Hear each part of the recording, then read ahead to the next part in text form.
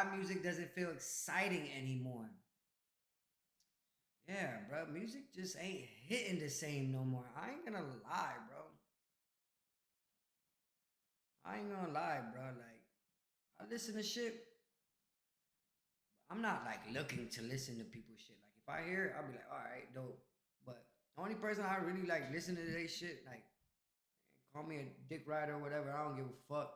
Pause. But it's Drake shit, bro. Every time Drake hit comes out, bro, I got to listen to that shit, bro. He the hit maker, bro. That's what it is, bro. Got the gas. Go to the gas every time. Anyways, let's get this bit started. Why music don't. Yo, what up? Yo, JC, appreciate the follow, my dog. Yeah, man, let's get into this. Let's get into this react.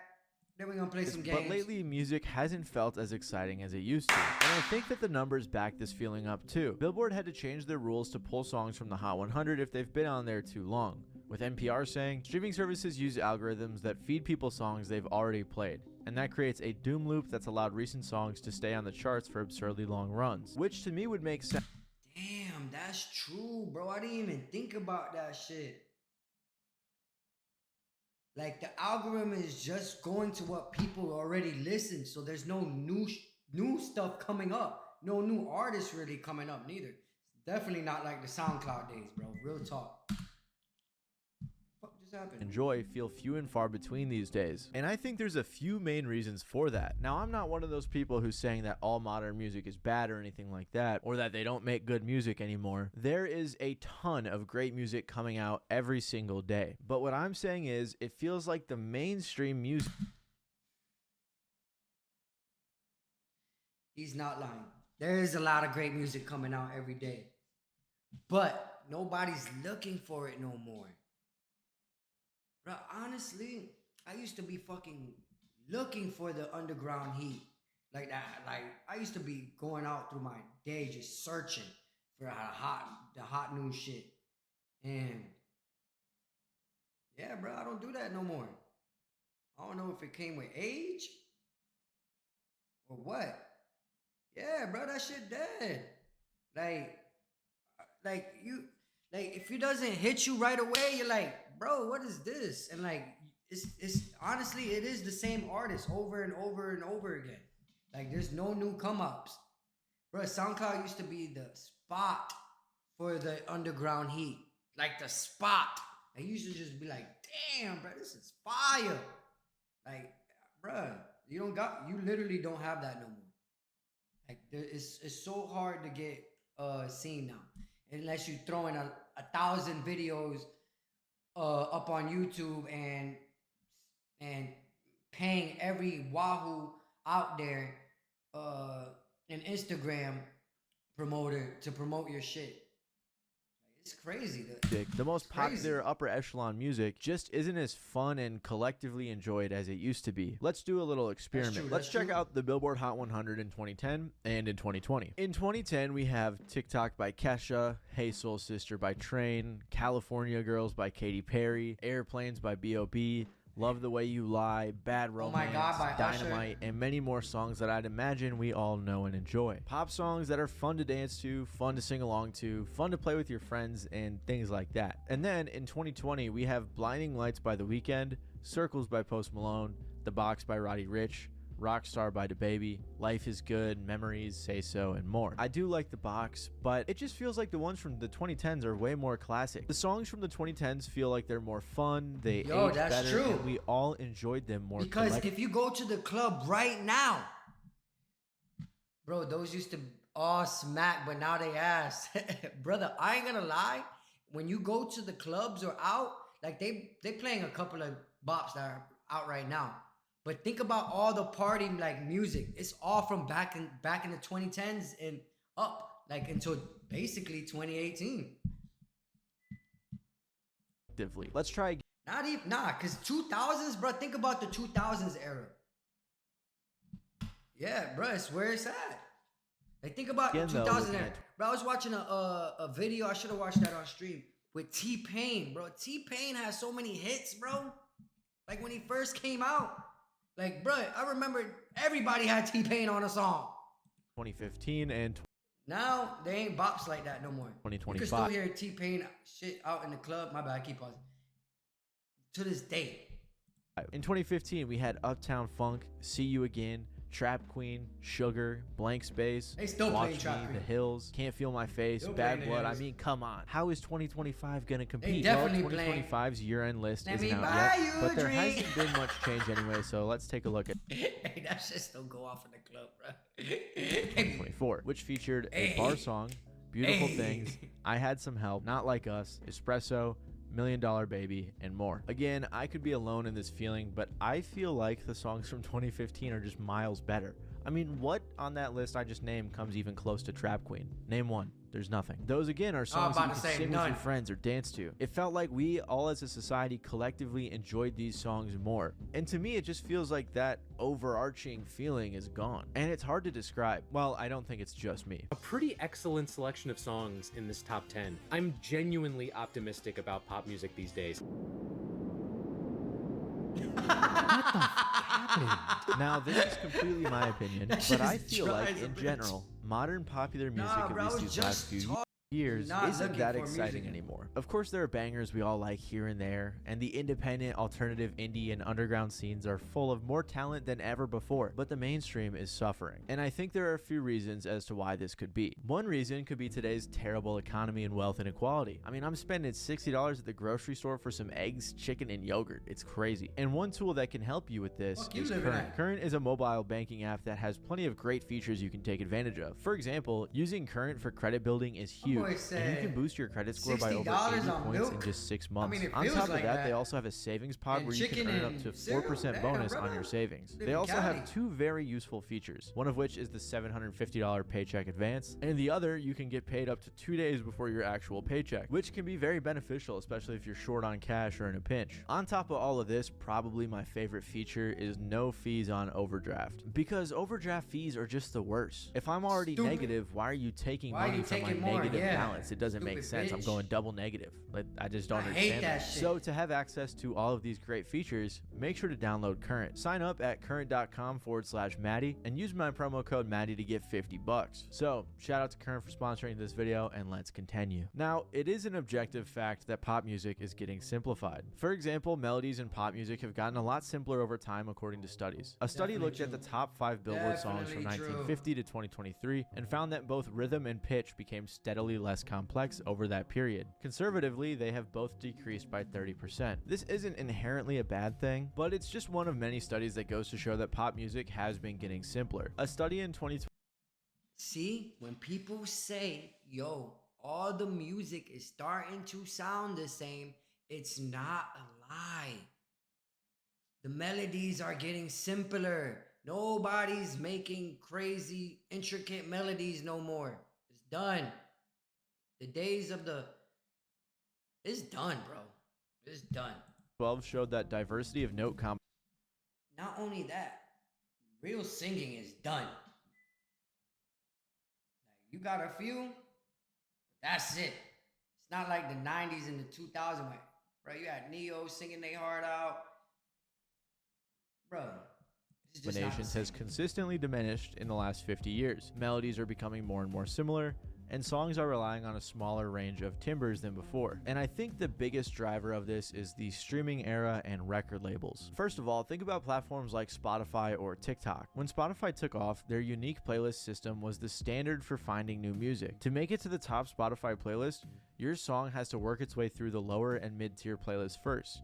And if your song is skipped a lot, it won't graduate, making it so artists might not be inclined to have a slow intro or too crazy of an intro. And when people are listening to playlists in the background, they don't want super crazy songs. So the focus isn't on giving people reasons to listen to your music, but avoiding giving them reasons to turn it off, which is why a lot of pop songs may feel a little bit more bland or less offensive than they may have in the past. In a similar way, the TikTok era of music has artists hyper-focused on a 10-second clip of their song, usually the chorus, hoping that that one part goes viral, whereas the rest of the track may be a little boring or repetitive or just brushed off. Another reason pop music all sounds kind of simpler and similar is likely because of how easy it is to make music now. Objectively, I think that making music more accessible has been a huge net positive and it has led to way more innovation, but it can also cause a couple problems. I saw a YouTuber named Lachlan Frazier made a similar video on this topic and brought up a great point. Talking about how the tape sound that everyone strives for and loves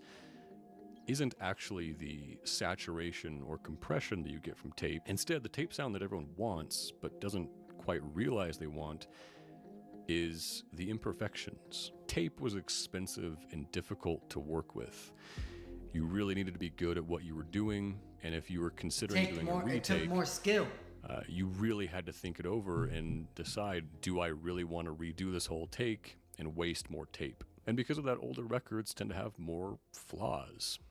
But now with digital recording, you can endlessly record takes and then comp out a perfect take and then quantize it and run it through Melodyne and then stack 5 EQs and 30 other plugins on top of that. "We've perfected the soul out of music" is a great quote from that video. And I think this leaves people yearning for some sort of imperfection in music. For example, when the SoundCloud era popped off in the late 2010s, a lot of the draw to that genre was the artist utilizing distortion. People enjoyed what most pop songs would have edited out at the time. Personally, I'm a big fan of this underground artist named Willie Crooks, who intentionally clips his kicks. If you don't know, clipping is a type of distortion when the audio is too high for the system to handle, so it just cuts off, and usually it sounds terrible. Basically, this is what clipping is: me talking really loud into the mic, see the audio clipped, and now it sounds shitty even if it's quiet. But in his music, I think he makes it sound kind of cool. Or even vocal imperfections, like when an artist's voice cracks or messes up, can sound good. It makes the music sound so much more human. And that video by Lachlan was great. However, I don't agree with all of his takes. For example, he said a lot of rap all sounds the same now. Rap music, I would argue, is probably they're almost the biggest offender. I think the message, the way he's saying it might be wrong, but I kind of feel the same way. And I love hip hop and rap. Like, I don't know if it's the melodies, I don't know if it's the type of beat, the producers, the engineers, I don't know what it is. Like, you have your people that don't sound the same, but it's all, I don't know, it's hard to explain. It's all this kind trend of going the same way. The genre seems to have just been completely taken over by minimalistic trap beats and a hyper fixation on aesthetics. They're not really offering the listener anything other than some vibes. And look, I'm not saying that every rapper needs to be Nas or Pharoah Monch or whatever, but it almost feels like being able to actually rap or write good lyrics is now somehow cringe in modern rap. There was a time when sounding like another rapper was taboo. Now, bro, I was saying that, bro. Bro, remember Cameron swagger jacking series? Bro, he was on people's head for swagger jacking people's lyrics. And I used to laugh at that shit and be like, these bums. Everybody used to roast people on about swagger jacking lyrics. Now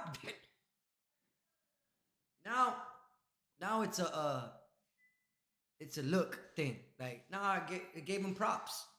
Most of these rappers sound the same, right? And again, that's not me being an old man yelling at clouds. Genuinely, a lot of these new rappers have the same flows, the same beats, the same subject matter, the same styles. Oh, that's it might be the subject matter. It might be the subject matter. Because everybody's talking about the same shit. Money, scamming, drugs, killing. Lately, that's what rap been about. It's all about killing. Everything is the same. And even though I disagree with that take, it's sort of an old head argument, and I think there's more diversity in rap than ever before. He said it's an old head argument. No, the subject matter is not old head argument. It's just y'all don't understand until later on. Like, But I damn, do why think does that this shit rap just is a sound the big same? component of this dry spout we've been seeing lately. In fact, I just saw a headline that said, for the first time since February 1990, there are no rap songs charting inside the top 40 of the Billboard Hot 100. And They apart blaming from the Kendrick Kendrick from that Drake too. beef, there hasn't really been much exciting music in the mainstream rap. Remember, this video is about upper echelon mainstream. For a long time, rap hasn't had an artist break out into the mainstream, and most of the artists carrying the genre these days are the older artists. This is important because for a very long time, rap has been the Just think about it. Drake is probably 40s or touching it. J. Cole's definitely near touching it. Kendrick definitely is near touching it.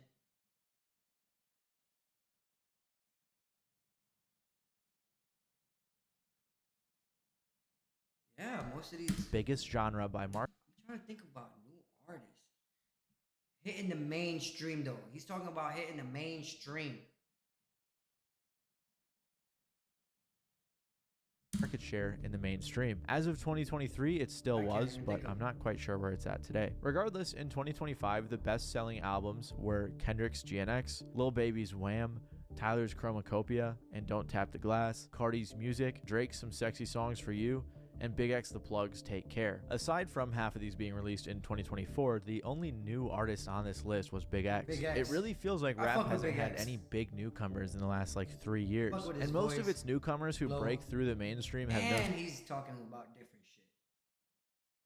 That's what I like about Big X mostly. It's the staying subject power. matter. Like Ice He's not Spice, ri- Roddy he's Rich, talking the same Polo G, shit, and a lot of these but other artists. It's like, what are they he- doing today? he Like carries they're not off. doing anything. And as a huge rap fan, please do not get me wrong. I think rap has a ton of great music coming out every single week, month, day, year, but it's just not breaking through to the not mainstream like I mainstream, wish yeah. it would. For example, we got 2 Chainz and Larry June's album this year, Yeats EP, the Until Japan album, Jid dropped, Earl Sweatshirt, Freddie Gibbs put out a phenomenal project, and multiple others. But none of these are going super big in the mainstream like they may have a decade or so ago. So no, I don't think that people think lyrics in rap are cringe. I think there are different styles and scenes that are enjoyable for their own reasons, and both of which I believe can have longevity so long as the quality of the music is good. I think one of the biggest 37, artists number-wise 38. who blew up these past couple of years is Yeet, and even he hasn't had a big hit song or become a huge mainstream artist. And think about the big 3, Kendrick, Drake, and Cole. Like, there is nobody that comes to mind that can replace those 3 in terms of quality music as well as mainstream staying power. So of course, I'm not Yeah, who's the next big shit? Who's the next big thing? one of those old Brother, I heads think saying, Drake came out in 2009. J. Cole probably like 2012 or some shit like that. Kendrick, even I think later, maybe around the same thing. I don't even remember which hip hop is dead, but it feels like it's just kind of I'm in a talking about dry period mainstream. waiting for its next big era to come out, like maybe the SoundCloud era. And this has a big impact on the overall music industry as the biggest genre right now. With rap being in a dry spell, it feels like a lot of the music game is as well. However, another reason I think rap isn't being pushed as hard right now and pop music is getting simpler is because record labels know exactly what makes them money, and they are milking it. If you don't know, for the most part, there are 3 major labels that own pretty much every other record label. Those labels are Universal, Warner, Sony, Sony. and Universal. Also, by the way, I kind of want to make a video on how they created like a bit of a monopoly in the music industry, so if that's interesting, let me know if you want to see that. But I would unless like you're to see listening that, to yeah. a pretty small artist or a big artist that is explicitly independent or on an indie label, they are at the thumb of these major labels. And major labels, especially when they have a large They artist keep 'em or an on artist they're shelf. developing, they know how to make a hit. I made a video a while ago called Why Every Popular Song Sounds the Same. And of course that was an overgeneralization, but I'm going to play you a clip of that video to show you what I mean. Scientists have studied 464,000 songs and found that both melodies and sounds of instruments are becoming much more similar. Songs are also becoming shorter because of this, and streaming platforms are prioritizing those shorter songs, mainly because shorter songs are less likely to be skipped. In the past 2 decades, labels have even acquired technology that they can use to analyze music and predict what songs will be hits. They can use services such as Hit Predictor or Shazam to see what songs will blow up. Apparently, Hit Predictor was able to predict 48 out of the top 50 radio hits in 2013. There are actually even entire companies such as Next Big Sound which are dedicated to analyzing music and finding the next big sound. And you're probably thinking that if labels keep pumping out this generic music, people will eventually get tired of it. And while that may be true for some people, science says it actually isn't for the majority. This is why I stopped Yeah, shopping because on some people Amazon. just don't and you look should for too. new music. Don't They just listen spend to the another radio. dime on Amazon until you. In a study done by Columbia University in 2006, they showed some people music websites with a bunch of songs and told them to download their favorites. Some sites had rankings of the most popular songs and some didn't. It showed that people who saw the rankings were more likely to download the popular songs. They then did a second experiment where they did the same thing, but this time they sent out websites with the actual download statistics and then some websites with fake download statistics. The experiment proved again that believing that a song is more popular made people more likely to download it. Another study done in 2011 shows that the brain produces dopamine when people hear songs that they have played and heard before. This video is almost 3 years old now, and it's more true than ever before. Also, by the way, I've been doing YouTube full-time for 3 years, so I just want to say thank you guys, because that's dope. But yeah, what I mentioned in that video I think explicitly speaks to what I'm talking about here. Record labels are intentionally, scientifically, carefully crafting the most cookie-cutter songs with elements from every hit to create new hits. And I think this shows in a lot of popular That's why there's no new people bubbling. songs today. If we look at the biggest songs of the year so far, we have songs such as Ordinary by Alex Warren, Beautiful Things by Benson Boone, Espresso by Sabrina Carpenter, and more. And these songs aren't bad by any means, but there's just nothing special about them. They're just pretty ordinary. Also, I'm excluding Pink Pony Club and Birds of I ain't gonna lie. Most of them tracks I ain't never heard. a Feather, because I actually really like those songs. But if we're being honest, Birds of a Feather probably isn't all that special either. On top of all this though, not only are labels pushing for these cookie cutter songs, but now they are straight up nostalgia baiting. What I'm about to tell you is kind of crazy, but you know how they have writing camps in the music industry? If not, it's basically where music industry people get a bunch of songwriters together, maybe looking to sell these songs to certain artists, or asking the writers to write a certain type of vibe song, like write a love song. But now they have camps that are specifically asking writers to write songs using interpolations. I found this out when making my previous video called The Art of Stealing Music Legally. Interpolating is basically borrowing and repurposing a melody, somewhat similar to sampling. Then once these new songs that interpolate old songs are written, they are sold to artists throughout the industry, which is just insane to think about, that there are songwriting camps that instead of writing entirely new songs, are just remixing old ones for artists to take advantage of this trend. And it's so successful because it plays on familiar melodies that labels and artists already know people like, repackaging them to a newer generation. Like I said, I did a whole video on interpolation, but it is truly fascinating. So clearly labels are meticulously crafting songs either based in nostalgia or data, which is what is resulting in things like songs sticking on Billboard for so long. Again, Billboard had to change their rules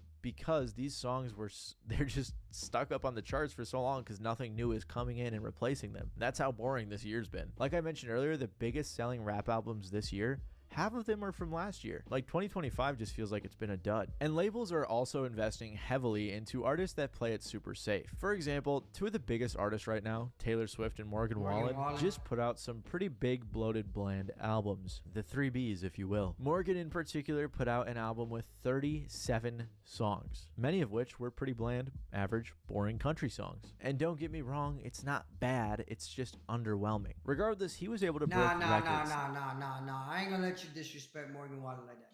Honestly, the 37 songs is a lot much, but out of them 37, he got at least 10 bangers in there. Thanks to this album. I ain't On the gonna flip cap. I side, ain't Taylor listened to the Swift whole just album. put out her album with less songs, I don't but listen to she Taylor. spam released 34 different versions of this album, and this resulted, of course, in her breaking a record for album sales, despite it being an album that many thought was bad or boring. The point is, neither of these two albums produced a hit that we all know and love, and maybe you do, but do all of us? Are we all singing it at school, or with our friends in the car, or at the bar, or wherever? I don't think so. But this music, despite how boring or bland many may think it is still widely appealing and prints money for both the artist and the record labels. It's like the music industry version of a content farm. Don't get me wrong, again, there are still innovators and exciting artists in pop music, but a lot of it is bloated, bland, and boring. The 3 Bs. However, I think this is bigger than music. Apart from just the record labels causing problems, I feel like society as a whole may have an issue as well. Don't ever put out a 30 song CD ever. Split that shit in two, man. 15 here, 15 there, man. Come on.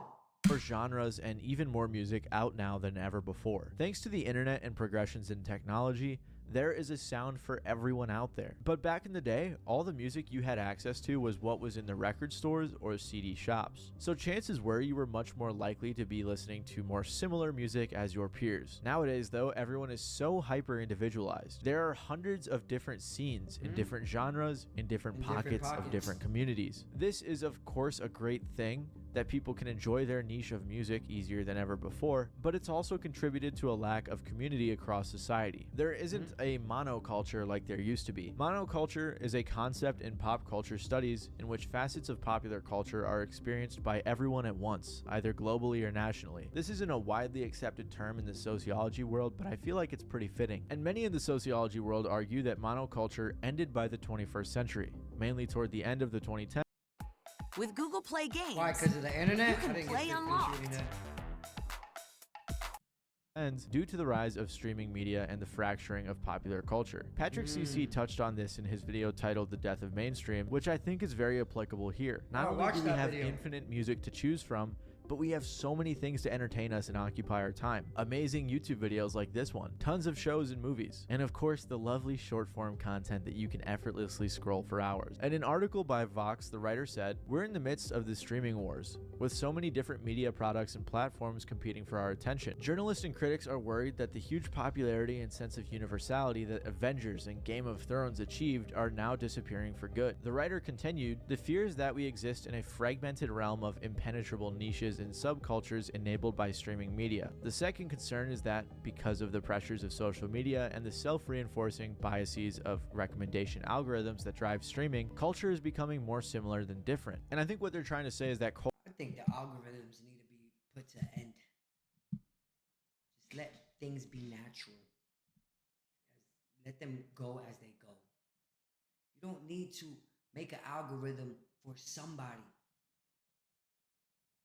so they could be pure in this little, man, fuck that culture shit. in these sub-niches is becoming super, Now unique we don't know and when we're getting fed something, and it's natural. Like I'm just scrolling, like, oh shit, look at this.